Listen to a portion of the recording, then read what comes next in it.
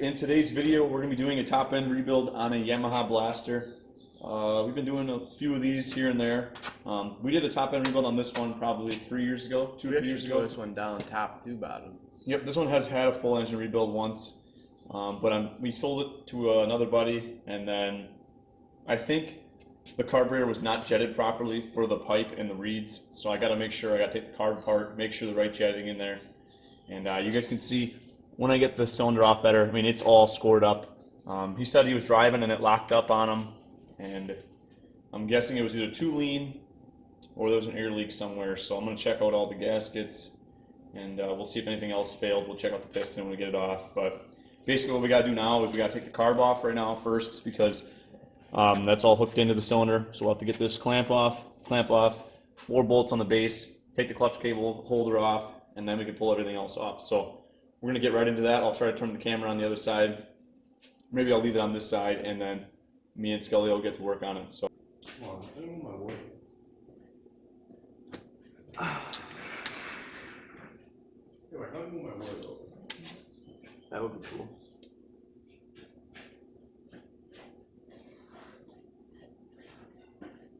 Right there.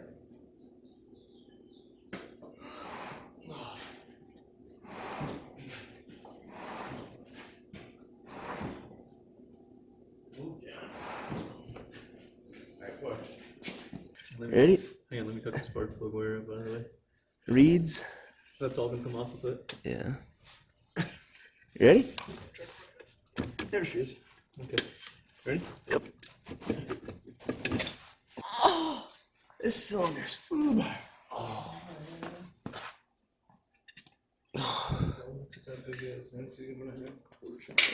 Oh, look at that. Alright guys, when you're taking the circlips out of these Chinese kits, they got like a G-clip where it has a little tang sticking out the side. So what I like to do is kind of grab the tang with a needle nose, kind of compress it, and then pull it out. Something like that. They're kind of shitty clips. I don't really like to use them, but they come with the kit, so we're going to use them anyways. Now you just take the wrist pin and get that thing out of there, pull the piston off. And we'll begin to clean the gasket surface on the base there. Thankfully, the base gasket actually came all the way off with the cylinder, so that's really good. Then we can just rough it up with some Scotch-Brite, make sure everything's clean. I'll check in the bottom end, see if there's no metal chunks, because, I mean, this piston in the front on the exhaust side is all sorts of beat up, melted. So it definitely had a pretty rough time in the cylinder there. So we got the eBay kit, guys. It's like $68. And I bought you always want to get the OEM or Wiseco Wrist Pin Bearings. Those cheap wrist pin bearings, I've had one fail before, and I'm never going to buy one again. I always spend the $16 and buy the Wiseco Wrist Pin Bearing. And so for about 80 bucks, you can rebuild this machine. So that's the kit we're going to be using. If you guys want, I'll leave a link in the description for the rebuild kit, and you guys can go purchase that for yourselves. Just a standard bore, 66 millimeter or 65. Yeah, 65 or 66 millimeter standard bore. So I'm gonna go ahead and get that piston out of there, clean up the gasket surface, and then I'll show you guys what we gotta do for the new cylinder and putting the rings on the new piston and stuff like that. So, All right, guys. So we just got the piston off, and very scored, as you can see. one intake, and then the exhaust is pretty bad. Yep. And then full flip. That'd be the exhaust side here, guys. Yep. It's all scored up, and then you got one side right by the pin. Right here.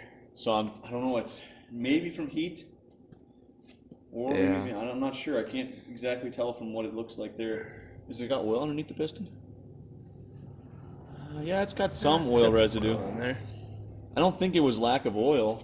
Maybe my buddy maybe he forgot to put oil in it. That's why I'm gonna have to mix a full tank of gas, like 32 to 1. Oh, it's just so scored. So now we have to take the studs out of the old cylinder, and then I got to transfer them to the new cylinder because they don't come with studs unless you buy a new set, but we're going to reuse the old studs. So you got to take the cylinder head studs out and the exhaust studs. The brand new cylinder, the eBay kit cylinder. As you can see, there's no studs. They don't come with any head studs or exhaust studs.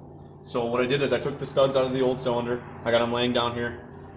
I always put a drop of Loctite on them. This is red Loctite. You can use blue, but red at least holds up to the heat. Loctite. Yeah, Loctite.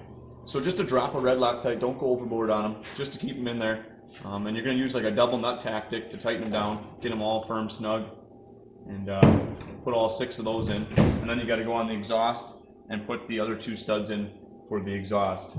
Some other manifold headers, this one had FMF pipe, so it has a flange. So we're going to bolt that on with the studs and the nuts and everything like that. So also keep in mind, if you have your reeds, it'll give you a new gasket.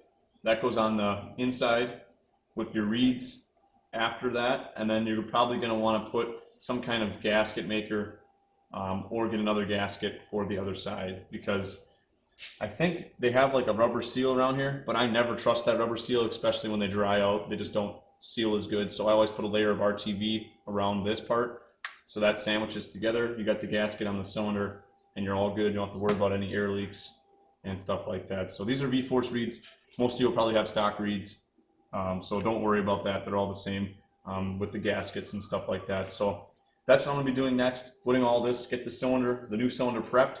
I'm going to probably take some paper towel and wipe out the inside, because the bore is usually kind of dirty after the machining is done and the honing, and they don't really take the time to clean these very well. So we're going to do that. We will clean up the gasket surface on the machine, and then I'll bring the piston over here in just a second, and I'll get that prepped, and I'll show you what I do with the piston. So I'm going to get this cylinder all done, and we'll turn the camera back on when we're ready for the next step. It says 65.94, so it's a 66 millimeter bore. That's the standard. We got 2 piston rings. You guys can see it says standard, STD. So on any ring, if there's any numbers, letters, or anything, that always points up. So the ideal thing to have for this would be a ring expander tool, but we're going to try to get away with putting it on by hand. It's kind of risky, but we're going to try to get away with it. There's no particular differences in the rings, so you can put on whatever one you want first. Doesn't matter. You guys will see there's alignment pins on 2-cycle, one here and one here. They're always going to be on the intake side of the piston. Arrow is to the exhaust, but if you don't have an arrow, always look for the pins. That'll tell you where the intake side is. So the pins are going to go there. Like I said, it says standard. That's going to be up, and we're going to go ahead and try to put the rings on.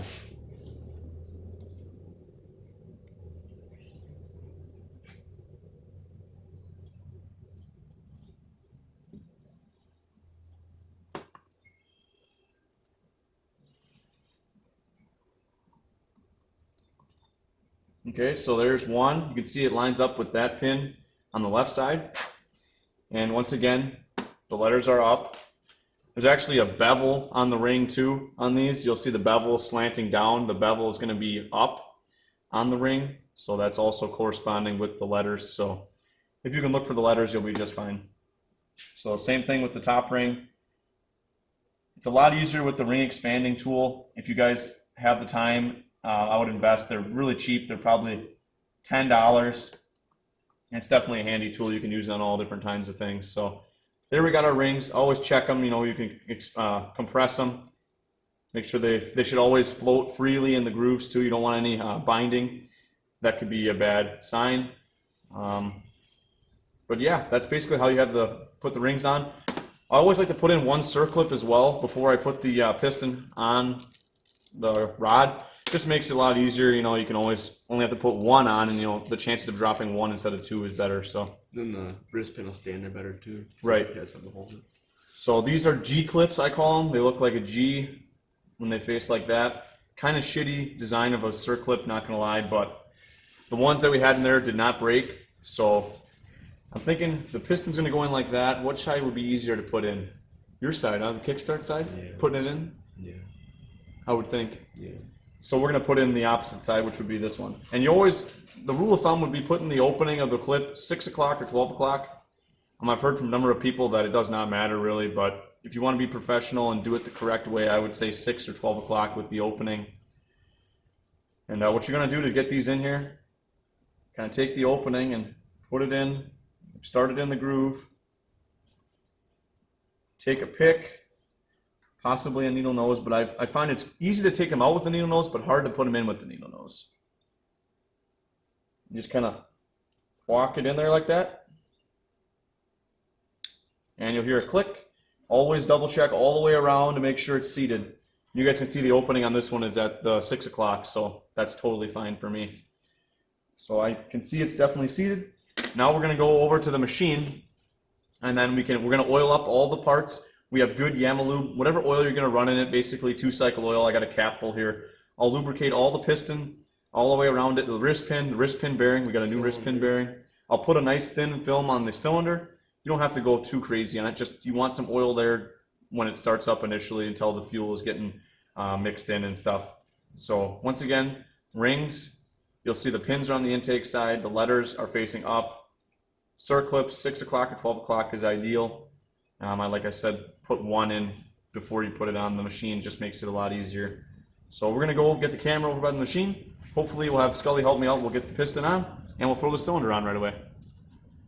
Fitting the wrist pin bearing and the wrist pin to make sure everything fits good. I oiled it up really nice with 2-cycle oil. We're gonna start the wrist pin in the piston from my side, I believe. I'll put a light film of oil on after. Actually, it has to go in from your side, but I'll just start it over here. Oh, it actually fits good. So basically, just pull the piston up. What you want to look for when you're putting these in is you can kind of look through the center of the wrist pin, and you'll see where the opening of the bearing is, and you kind of just line it up. I'll hold it here. But here, let go of the piston. I got her.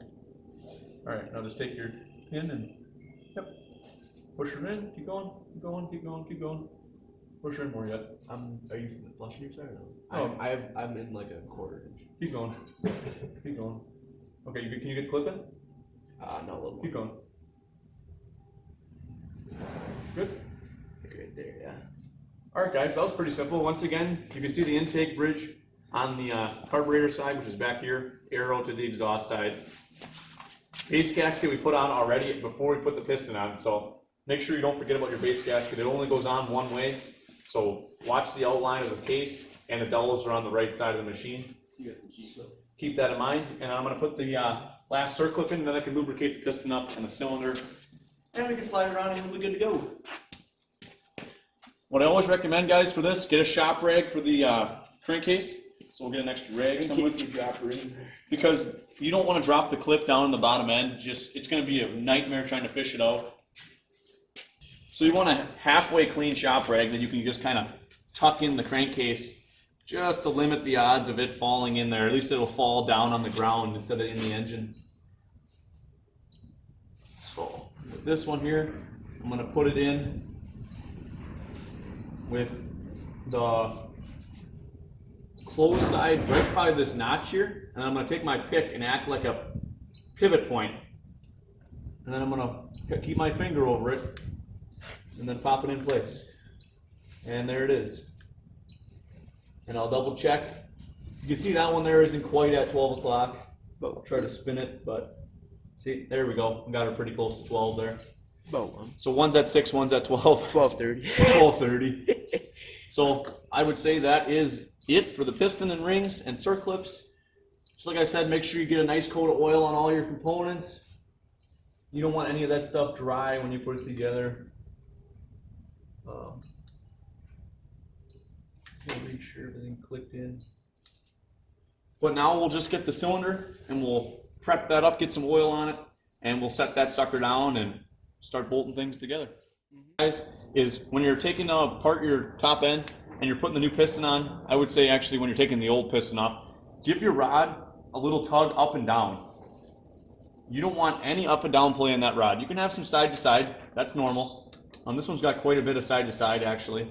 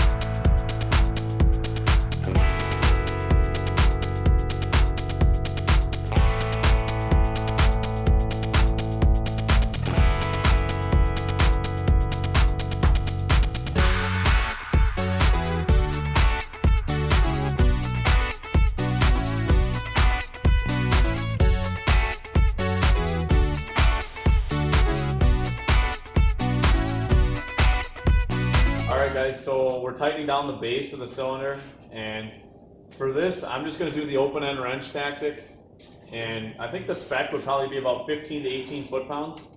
If you have a crow's foot, maybe you can get in there to tighten them, but it's really a pain to get at them because you can only go like an eighth to a quarter turn at a time. So what I'm doing is basically just tightening them up with a wrench evenly. So like a shop tight kind of deal. And I have two different sizes of nuts for some reason, so that's always good to have different size hardware. So we're going to go in here and try to tighten this one up. And I have a flat washer underneath all the nuts too. So I did test, you always want to test everything, turn it over a few times when you get the cylinder on and make sure nothing's bound up. They're only 8x125, so the recommended torque for that would be like 15 to 18 foot-pounds. If you have a blaster manual, obviously the manual, I would trust the spec in any of the manuals. If you have one when you're doing this rebuild, that would be preferred. I always recommend you use the service manual when you're doing any of these jobs, just because obviously they know what's best. So just getting in here. And on this side is the clutch bracket. Make sure you guys don't forget to put that on when you're installing the new cylinder. Always put that back on. And go ahead and I'll show you guys about the head gasket and then torquing the head down.